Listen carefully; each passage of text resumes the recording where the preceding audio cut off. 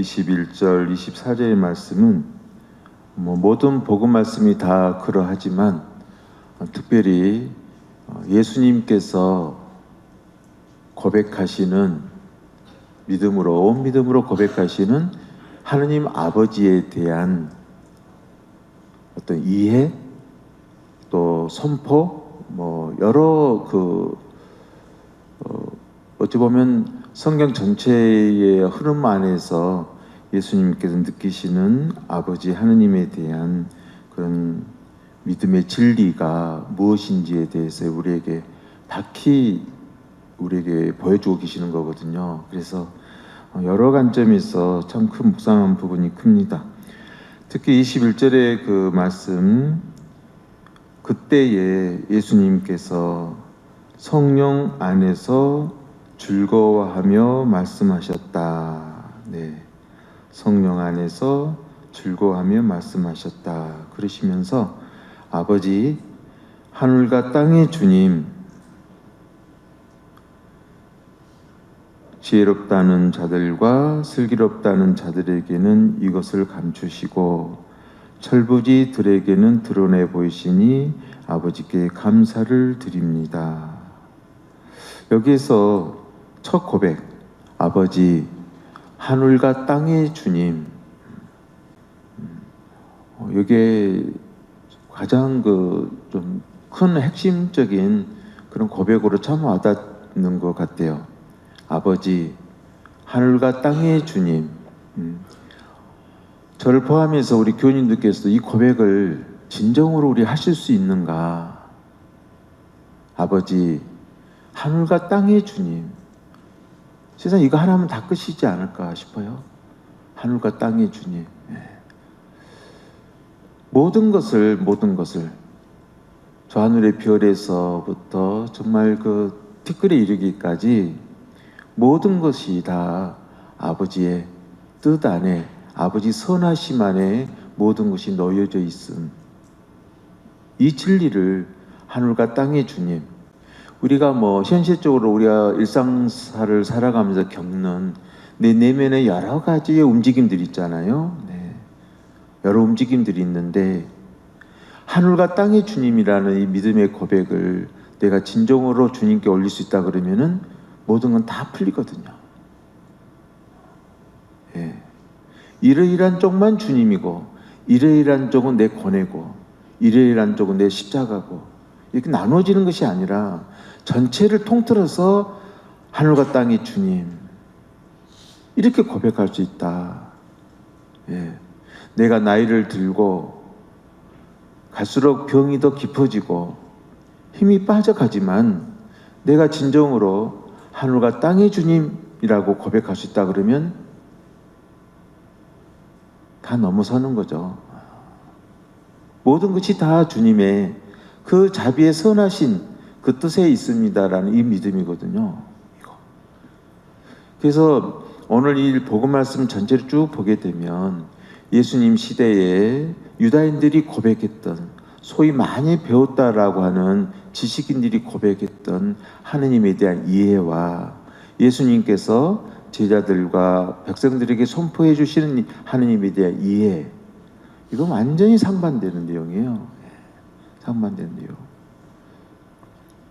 그래서 오늘 복음 말씀은 굉장히 우리에게 중요하다. 특히 23절의 말씀에서 예수님께서는 돌아서서 제자들에게 따로 이르셨다라고 하시면서 너희가 보는 것을 보는 눈은 행복하다 이렇게 말씀하거든요. 너희가 보는 것을 보는 눈은 행복하다. 마치 시편에서 보면은 그런 말씀이 나오죠. 당신 빛으로 빛을 보옵니다. 이 고백이 나오죠. 이걸 보면서 전 그 말씀 구절도 가장 먼저 떠오르더라고요. 보는 것을 보는 눈. 하느님은 멀리 있는 게 아닌 것이죠. 하느님의 지혜, 거룩한 영의 움직임은 멀리 있는 것이 아니라 보는 것을 보는 눈에 있다. 놀라운 그 말씀이지 않으세요? 행복하다, 행복하다. 진정 행복은 어디 있는 건가? 바로 너무너무 가까이 있는 거죠. 하느님의 나라의 진리는 너무너무 함께한다라는 이 진리. 너희가 보는 것을 보는 눈. 내가 세상 만물을 다 우리가 바라보잖아요. 바라보게 하는 그거. 저런 거에서 하느님을 찬미를 느끼고 감사 기쁨을 하느님께 드릴 수 있는 그 믿음의 울림, 그것을 알게 하는 그것이 하느님이시죠. 그것이 하느님이고 그게 내 안에서 현동하시는 거룩하신 영이시다라는 그 진리로도 우리의 묵상이 되어지잖아요. 이런 부분들.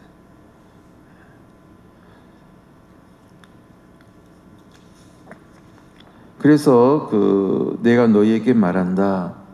많은 예언자와 임금이 너희가 보는 것을 보려고 하였지만 보지 못하였고,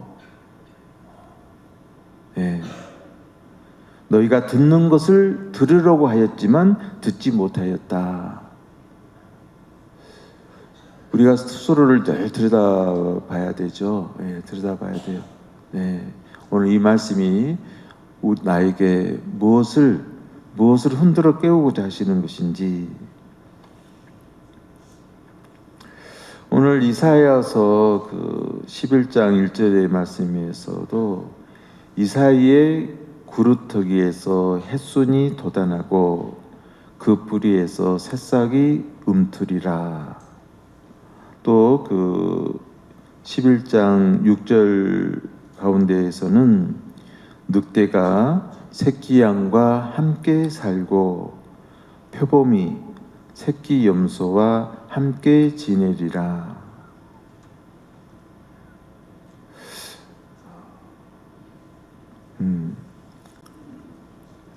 다 같은 의미의 이어짐으로 우리의 묵상이 되어지죠. 그러면서 오늘 루카복음 10장 22절에서는 너무나 중요한 부분을 우리에게 던져주고 계시죠. 나의 아버지께서는 모든 것을 나에게 넘겨주셨다. 그래서 아버지 외에는 아들이 누구인지 아무도 알지 못한다. 또 아들 외에는 그리고 그가 아버지를 드러내 보여주려는 사람 외에는 아버지께서 누구이신지 아무도 알지 못한다. 많은 이들이 안다라고 했거든요. 하느님을 알고 있다라고 하고 하느님께 나아가는 길을 여러 가지 측면에서 제시를 해왔었는데 오늘 예수님의 이 말씀의 선포는 굉장히 큰 것을 우리에게 던져주고 있죠.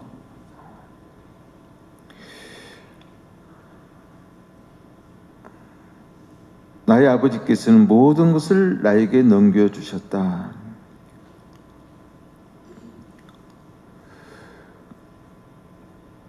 이는 또 어떤 관점에서는 세상 만사의 모든 이치는 바로 아버지 자비의 선하신 뜻 안에 있다. 아버지 자비 안에 모두가 다 담겨져 있다. 이런 것을 또 아버지께서 모든 것을 나에게 넘겨주셨다는 그 말 속에는 그런 모든 것들도 다 포함하고 있다. 이런 것을 볼 수 있고 제가 오늘 이제 교인들에게 오늘 복음 말씀을 통해서 나누고 싶었던 것은 이런 부분이 함께 이제 묵상해 보는 거죠. 그러니까 아버지 외에는 아들이 누구인지 아무도 알지 못한다. 이런 말씀. 또 아버지께서 누구이신지 아무도 알지 못한다. 이 부분 우리가 좀 오래 머물러 보셔야 돼요. 좀 이렇게도 한번 접근해 볼 수 있죠. 사람에 대해서 뭔가 알고 있다고 스스로가 그 상대방에 대해서 내 안에 개념화하기 시작할 때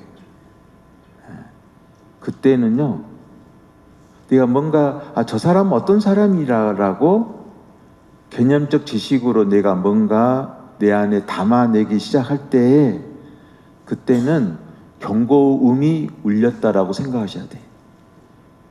내가 어느 부분에서 깨어나야 될 것인지, 내가 지금 어떤 어둠의 문을 열려고 하는 것인지를 알아차려야 돼요. 우리는 많은 경우 내 자녀에 대해서든지 배우자에 대해서든지 뭐 친지들에 대해서든지 저 사람은 어때? 저런 사람이야. 이런 식으로 뭔가 알고 있는 듯이 말을 하거든요. 근데 알고 있다라고 하는 그 개념이 나를 아주 옥조이는 족쇄가 돼요. 그게 바로 구속이 시작이 되는 거예요. 거기서부터 모든 분쟁과 불화의 씨알이 거기서부터 내가 비롯되는 거거든요. 싹들이. 뭔가 알고 있다라고 하는 그거 아주 깨 있어야 돼요.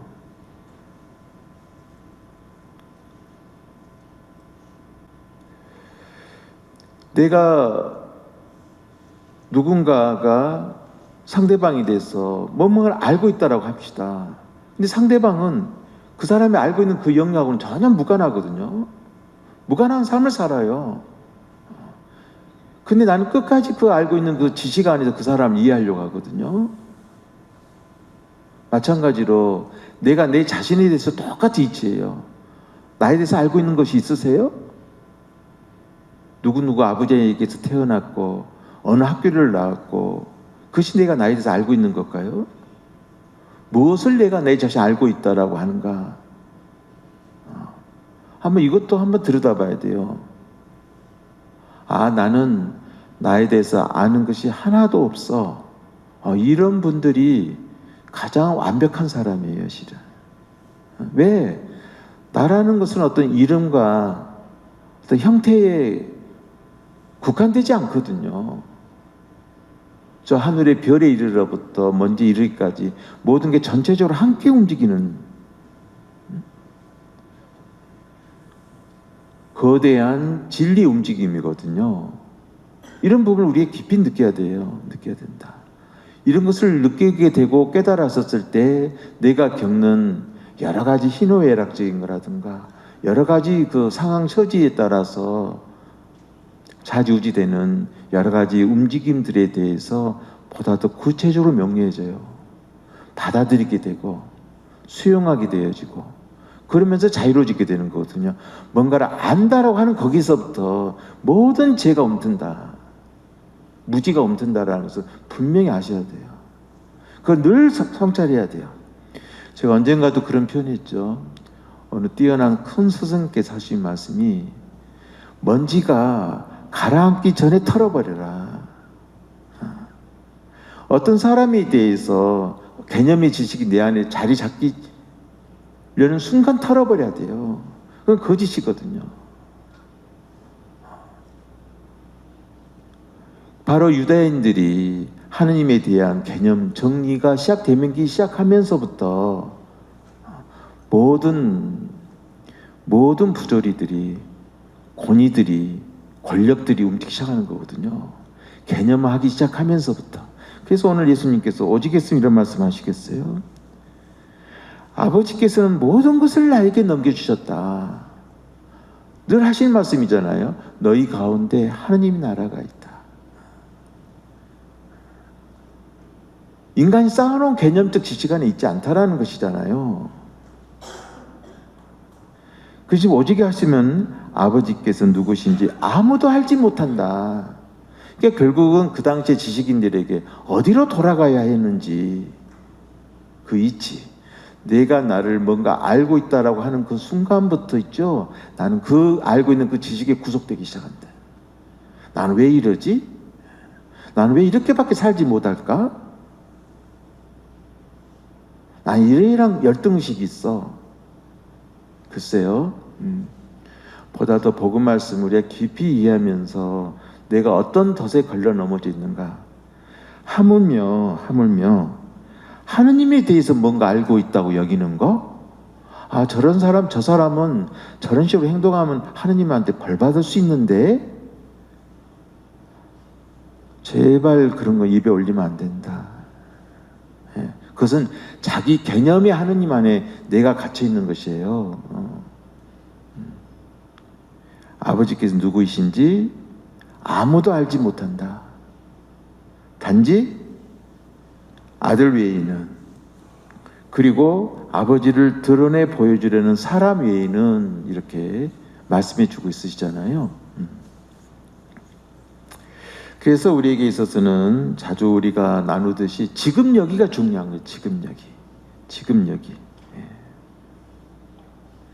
지금 여기라고 하는 것에 근접하여 깨어 있으면 깨어 있을수록 사람은 사람에 대해서 평가하고 판단하는 것이 얼마나 스스로가 스스로를 속이고 있다는 것을 깨닫게 되는 거예요. 깨닫게 된다. 항상 우리가 말하는 어둠의 유혹, 거짓된 유혹, 구체적으로 말하면 사탄의 유혹은 어디서 오느냐? 이 개념화에서부터 와요. 개념화된 지식을 꼭 부여시켜. 그래서 그 지식 안에 내가 갇히게 만드는 거. 그때부터 그 유혹이라고 하는 이것이 얼마나 이미지로 드러나게 되는 건가라는 이치를 우리 분명히 알아야 돼요. 분명히 알아야 됩니다. 그래서 그러면 우리가 알 수 없는 하느님의 사랑을 어디서 느낄 것인가? 오늘 이사야에서 말씀을 그런 측면에서 이해를 해본다 그러면은 바로 이사야의 구루터기에서 해손이 돋아난다라는 거. 이사야는 다윗의 아버지잖아요. 이사야의 구루터기가 의미하는 게 뭡니까? 오랜 전통 속에서 잘려져 나가버린, 진리가 잘려져 나가버렸어. 생명의 나무가 잘려져 나가버린 그 구루터기에서 새순이 움터난다라는 이 이치.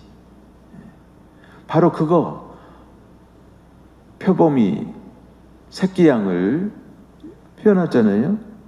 표범이 새끼 염소와 함께 지내고, 바로 그런 부분들을 다 함축하고 있잖아요. 구루터기에 새순이 돋아나고 뿌리에서 새싹이 움트는 그것이 바로 하느님의 자비를 느끼는 것이지, 거기에서 느끼는 것이죠. 거기서 느끼는 것이지, 개념화된 전통성에서 느끼는 것이 아니다. 배우는 것이 아니다. 이런 것을 정말 통탄하면서 우리에게 일깨워주고 있는 큰 말씀입니다. 그래서 하느님의 현존을 우리는 어디서 느낄 것이냐? 하느님이 살아계시고 함께 하신다는 그 현존을 어디서 느낄 것이냐? 성경에서만 느낄 것이냐? 미사 전례에서만 느낄 것이냐? 정말 악의 울음소리에서, 나무 잎새가 떨어지는 그 잎새 떨어지는 그 잎새에서, 고목나무에 움트는 그 싹에서, 거기서 하느님의 현존을 느끼는 것이죠. 그리고 회개하면서 울음을 터뜨리는 그 사람의 진정성 있는 마음에서 하느님의 현존을 느끼는 것이지, 하느님 어디 있느냐? 정말 나 가운데 계신다. 이 믿음의 진리를 예수님은 그 공간복음 전체를 통해서 우리에게 끊임없이 말씀해 주고 계시잖아요. 그래서 지금 여기의 주체는 나가 아니다. 지금 여기의 주체는 바로 알 수 없는 그것이다. 그래서 우리는 알 수 없는 그것을 어떻게 표현합니까? 하느님으로 표현하는 거죠. 하느님으로 고백하는 것이죠. 알 수 없는 그것. 모든 것을 느끼게 해주시고, 또 그 자비 안에 머물고 있는 그 어떤 감사를 내 안에 움터나게 해주시는 그거. 그래서 그 알 수 없는 그것을 나의 현존으로 받아 모심이 바로 아멘의 진리예요. 아멘의 진리. 그래서 우리가 고백하는 것, 알 수 없는 하느님과 마주하는 것은 바로 이 아멘의 진리거든요. 우리는 하느님을 안다 모른다에서 행하는 것이 아니라 알 수 없는 그거, 그 자비의 이끄심에 대해서 아멘으로 응답드리는 이것이 아버지의 현존, 아버지 하나님 현존이 나 안에 살고 계심을 우리가 증거하는 거예요. 증거하는 것이다. 여기서 진정한 이 복음의 기쁨이 있다.